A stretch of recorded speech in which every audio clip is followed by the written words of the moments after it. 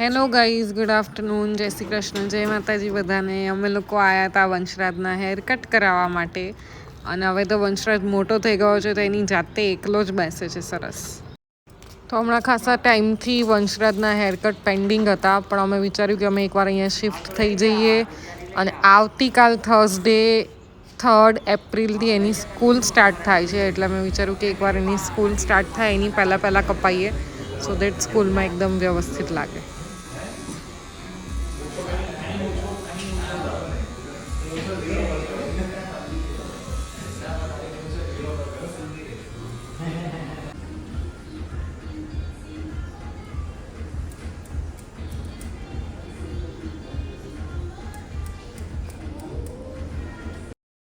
Finally અહીંયા વંશરાજના haircut થઈ ગયા હતા ડન, અને એકદમ ક્યુટી, વધારે ક્યુટી લાગવા માંડ્યો હતો. અમે ઓલવેઝ એના આવા શોર્ટ જ કટ કરાવીએ છીએ. સી તો જો યશપાલ અમને મૂકીને ગયા હતા હેરકટ કરાવવા, અને એમને કામ હતું એટલે એ જતા રહ્યા છે. સો મેં હવે કરી છે ઉબર ઓટો આવે એટલે હું ને વંશુ જઈશું ઘરે. નહીં બેટા, હેરકટ થઈ ગયા ને. મેકડોનલ્ડ્સ અને ઘરે મંગાવી દઈશ મેકડોનલ્ડ્સ. હવે દર વખતની જેમ યશપાલ હોય એટલે તરત હેરકટ થઈને કંઈકનું કંઈક ખાવા લઈ જાય, એટલે મને પણ કહે છે કે અત્યારે મેકડોનલ્ડ્સમાં જવાનું.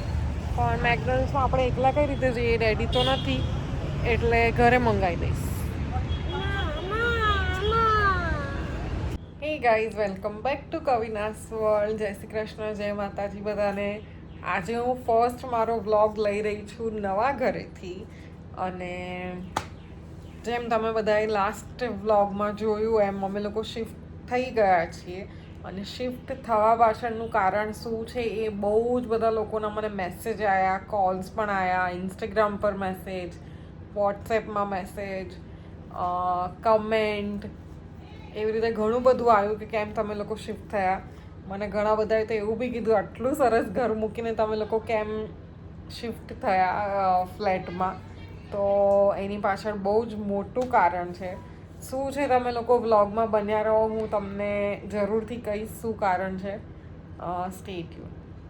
તો બેસિકલી અમે લોકો મંડે શિફ્ટ થયા. મંડે હતી 31st માર્ચ 2025, અને આજે થઈ ગઈ છે 2 એપ્રિલ. સોરી, હવે માર્ચમાં જ થોડોક ટાઈમ રહેશે કે માર્ચમાં છીએ, બટ એપ્રિલ 2 એપ્રિલ થઈ ગઈ છે આજે. અને 2 દિવસમાં 31st અમે લોકો ઇવનિંગમાં આવ્યા હતા, તો ઇવનિંગમાં જેટલું થયું એટલું ગોઠવ્યું. મોસ્ટલી કિચન ગોઠવ્યું હતું, અને ફ્રીજ, સૌથી મોટી વાત, ફ્રીજ ગોઠવીને ચાલુ કરી નાખ્યું હતું. એટલે એક થઈ ગયું હતું કામ, મોસ્ટલી કિચન અને ફ્રીજનું કામ તો અમે લોકો એ દિવસે જ પતાવી દીધું હતું. બીજો દિવસ હતો, એ દિવસે ગઈકાલે અમે લોકોએ કબર્ડ્સ ગોઠવ્યા અને ગાદલા ગોદડા અને બાકી બધું ડસ્ટિંગ આ તે બધું બહુ કર્યું.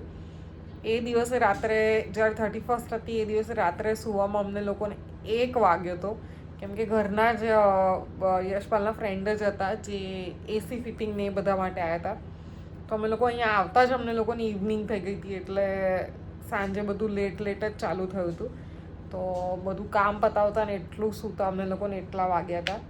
તો બહુ જ હેક્ટિક હતું, અને શું કહું, બહુ જ અલગ ફિલિંગ આવે છે. બિકોઝ મારી મમ્મીનું ઘર પણ ટેનામેન્ટમાં છે, અને મારા સાસરે પણ ટેનામેન્ટ. તો મને ફ્લેટમાં રહેવાની આદત નથી. જોકે હવે મમ્મી લોકો ફ્લેટમાં શિફ્ટ થઈ ગયા છે, તો લાસ્ટ અમે લોકો જે મમ્મીના ઘરે ગયા હતા ત્યારે ફ્લેટમાં જ હતા અમે. પણ બેસિકલી હું કહું તો મેં મારું આખું નાનપણથી લઈને હું એડલ્ટ થઈ, મોટી થઈ, 20 વર્ષ કહી દઉં, ચલો 20 વર્ષ મેં ટેનામેન્ટમાં, 20 નહીં 22-25 વર્ષ ટેનામેન્ટમાં મેં કાઢેલા છે. મારી મમ્મી લોકો ટેનામેન્ટમાં રહેતા, અને સાસરે તો મારું ટેનામેન્ટ જ છે. એ તો તમે લોકોએ જોયેલું જ છે. તો પહેલી વાર એવું છે જે હું મારી લાઈફમાં, પહેલી વાર નહીં, સેકન્ડ ટાઈમ, હું બધું બહુ આજે ફંબલ કરું છું, પણ બોલી જવું પછી યાદ આવે છે કે આ વસ્તુ કહેવું જરૂરી છે. સો ક્લિયર કરું છું કે સેકન્ડ ટાઈમ હું મારી લાઈફમાં ફ્લેટમાં રહેવા આવી છું. ફર્સ્ટ ટાઈમ ક્યારે આવી હતી એ તમને હું આગળ કહીશ ક્યારેક. તમે આ વ્લોગ યાદ રાખજો મેં કેમ સેકન્ડ ટાઈમ કીધું છે. તો યા ફ્લેટમાં રહેવાની ને ટેનામેન્ટમાં રહેવાની બંનેની અલગ જ એકદમ ફિલિંગ છે, વાઇબ અલગ છે. અહીંયા તમારે આખો દિવસ અંદર ને અંદર રહેવાનું, કશું કંઈ મતલબ બહારને શું ચાલે છે શું નહીં કંઈ ચિંતા જ નહીં કે કંઈ ટેન્શન જ નહીં ને બધું જોવાનું જ નહીં, આપણે આપણા ઘરનું જ જોવાનું, બારણા બંધ કરીને અંદર. અને અમે રહીએ છીએ એ ફ્લોર પર 6 ફ્લેટ છે, પણ 2 જ ફ્લેટ ભરેલા છે અને બાકી 4 ફ્લેટ વેકેન્ટ છે. તો અને જે બીજા એક રહે છે એ વર્કિંગ છે, તો એ લોકો ઘરે હોતા જ નથી. એટલે એમ કહેવા જઈએ તો આખા ફ્લોર પર અમે એકલા જ રહીએ છીએ અત્યારે. એની બી મજા અલગ છે, મને તો ગમે છે અંદર ને અંદર રહેવાનું, કોઈની પંચાત નહીં, કશું નહીં. પેલું ત્યાં તરત જ આજુબાજુવાળાને ખબર હોય કે આપણે શું કરીએ છીએ અને કેમનું થઈ રહ્યું છે અને શું ચાલે છે ઘરમાં, શું નહીં. બટ યા એના બી પ્રોઝ એન્ડ કોન્સ છે, બધું જ છે. ત્યાં રહેવાના, ફટાક દઈને એક્ટિવા પાર્ક કર્યું, ગાડી પાર્ક કરીને ઘર આવી જાય. અહીંયા પાર્કિંગમાં પાર્ક કરો, ત્યાંથી ચાલતા ચાલતા આવો અને ફર્સ્ટ ફ્લોર પર આવો. અમે ફર્સ્ટ ફ્લોર પર જ લીધું છે મમ્મી પપ્પાનું કમ્ફર્ટ જોતા. એટલે એવું બધું થાય. એમ બધી જ જગ્યાના બધું જ પ્રોઝ એન્ડ કોન્સ છે. પણ યા આઈ એમ તો એન્જોઈંગ, મને તો ગમે છે ફ્લાઇટમાં રહેવું, કેમ કે ચોખ્ખું રહે, વધારે પડતું ડસ્ટિંગ ના કરવું પડે. બાકી ત્યાં તો હું આખો દિવસ ડસ્ટિંગમાં જ મોસ્ટલી મારો ટાઈમ જતો સવારનો, કેમ કે બહુ જ ડસ્ટ આવી જતી હતી. અહીંયા એટલું બધું નથી થતું, તો મજા આવી રહી છે. અને હવે હું તમને કહું કે કેમ અમે લોકોએ ચેન્જ કર્યું છે ઘર. એનું સૌથી મોટું કારણ એ છે કે વંશુની સ્કૂલ અમે જે અત્યારે શિફ્ટ થયા છે એની બહુ જ નિયર બાય છે, વિધિન 1.5 કિલોમીટર્સ, 1.5 કિલોમીટરની અંદર જ છે સ્કૂલ. અને આઈ વોન્ટેડ કે વંશુને બહુ વધારે ટ્રાવેલિંગ ના કરવું પડે સ્કૂલ માટે, કેમ કે અહીંયા હોય તો હું મારી જાતે પણ એને લઈ મૂકી શકું એક્ટિવા પર કે વોટેવર, કાર લઈને ગમે એ રીતે. અને મને એને થોડું બસમાં મોકલતા બીક લાગે છે, ખબર નહીં કેમ. અને પ્લસ આજે 2 એપ્રિલ છે, આજે જ મેં એક ન્યૂઝ સાંભળ્યા છે, તમે લોકોએ સાંભળ્યા હોય કે નહીં I don't know. I think તમે વ્લોગ જોશો ત્યાં સુધી બધાએ સાંભળી જ લીધા હશે કે સ્કૂલના બસ ડ્રાઈવરે અથડાઈ દીધી બસ. જોકે છોકરાઓ નહોતા, સારું હતું અંદર, છોકરાઓ નહોતા, છોકરાઓને ઉતારીને પછી એ બસ લઈને જતા હતા અને ત્યાં એમણે એક્સિડન્ટ કર્યો. પણ પોઈન્ટ ઇઝ આવું બધું થયા કરે અને મને થોડો ડર લાગે. જોકે બધા એવું કહે છે કે એને મોકલવો જ જોઈએ, એટલું બધું એવું ના રખાય. જો 1 જ કિલોમીટરમાં છે એટલે કંઈ બહુ રિસ્ક પણ નથી. પણ પોઈન્ટ ઇઝ અમે જ્યાં પહેલાં રહેતા હતા, અમારું ટેનામેન્ટ છે એ દૂર છે જે આ સ્કૂલથી. અત્યારે એની નવી સ્કૂલ અમે લોકોએ ચેન્જ કરી છે, સો એ સ્કૂલ દૂર છે ખાસી. એટલે મને જોઈતું હતું કે થોડું નજીક આવી જઈએ, કેમ કે વંશુને પછી 1 કલાક આવવા જવાનું ટ્રાવેલિંગ, અડધો પોણો કલાક બી થઈ જાય તો છોકરું ટાયર્ડ થઈ જાય. એક તો છે હજી પૂરા 4 વર્ષનો પણ નથી અને એને આટલું બધું કરવું પડે છે. એટલે મને થોડુંક એવું થતું હતું કે આપણે ક્યાંક નજીકમાં જતા રહીએ. તો લકીલી ઘરના બધા જ અગ્રી પણ થઈ ગયા અને દે આર લાઈક ઓકે, આપણે વંશુ માટે કરવું છે, બધા જ કરીશું એમ. બધાનો સપોર્ટ બહુ જ સારો છે, પપ્પા મમ્મી બંનેનો, અને યશપાલનો તો છે જ નો ડાઉટ. એટલે બેસિક સૌથી મોટું કારણ એ હતું કે વંશુની સ્કૂલ અહીંયાથી નજીક હતી, એટલે અમે લોકો અહીંયા શિફ્ટ થયા છીએ. અને એને બહુ હેરાન ના થવું પડે, ફટાક દઈને એ સ્કૂલેથી ઘરે આવી જાય 10 મિનિટમાં. એવું મારું બહુ પહેલાંથી, અમે લોકોએ પહેલાં રહેતા હતા ત્યાં પણ જે સ્કૂલમાં મૂકી હતો એ પણ અમારા સ્કૂલથી 5-7 મિનિટ જ દૂર હતી, કેમ કે હવે એનો ટાઈમિંગ પણ 9 વાગ્યાથી લઈને 1 વાગ્યા સુધીનો છે.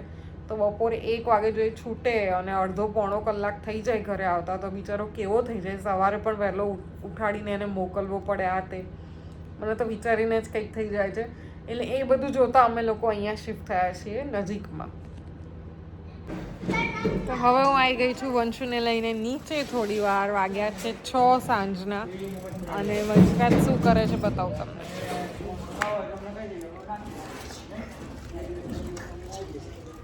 વંશરાજ ફાસમ ફાસ્ટ સાયકલ ચલાવે છે અને પપ્પા ગયા છે બહાર કંઈક કામથી, એટલે એ એકલો નીચે નથી આવતો. એટલે મને કે તું આય, તો હું બેઠી છું, એ સાયકલ ચલાવે છે. તો હજી અહીંયા 2 જ દિવસ થયા છે, એટલે વંશુ એના બધા અમારી સોસાયટીવાળા ફ્રેન્ડ્સને બહુ મિસ કરે છે. અને જેટલી પણ વાર એને પૂછીએ કે તને અહીંયા ગમે છે એટલી વાર એ એવું જ કહે છે કે ના મને ત્યાં ગમે છે વધારે. કેમ કે સાંજ પડે 5, 5:30થી બધા છોકરાઓ આવી જાય ને સીધા 7 વાગ્યા સુધી, એટલે 2 કલાક ભાઈને બહુ સરસ રમવા મળતું હતું. અને લકીલી હમણાં છેલ્લા 2 મહિનાથી જ એના ફ્રેન્ડ્સ બન્યા હતા. એ બધા સાથે ઘરની બહાર રમવા જતો હતો. ત્યાં સુધી એ ઘરમાં ઊભો અમારા ઝાપે ઊભો જ જોતો હતો બધાને. બધા રમતા હતા કેમ કે બધા મોટા હતા, આ નાનો પડતો હતો. પણ એનામાં હિંમત આવી હતી હમણાં છેલ્લા 2 મહિનાથી જ કે એ પણ ઝાપાની બહાર જઈને છે એક સોસાયટીમાં આખી ફરતો હતો, સાયકલ ચલાવતો હતો. બટ હવે શું થાય, એના જ માટે બધું કર્યું છે. અને અહીંયા પણ મળી જશે એના ફ્રેન્ડ્સ છે જો કે, પણ હજી સેટ થતાં વાર લાગે ને, થોડોક ટાઈમ તો થાય ને એટલે.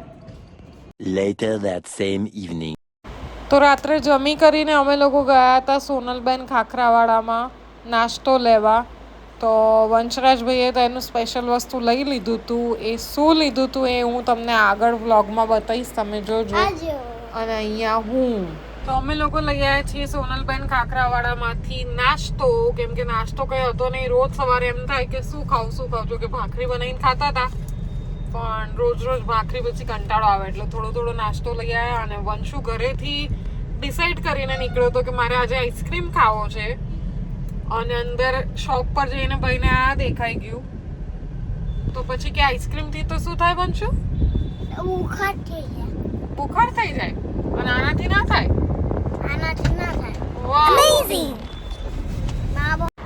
આજનો આખા દિવસનો ધી બેસ્ટ સીન મારા માટે. ફાધર સન બંને હાથ પકડીને જાય છે આગળ. કેટલા સરસ લાગે.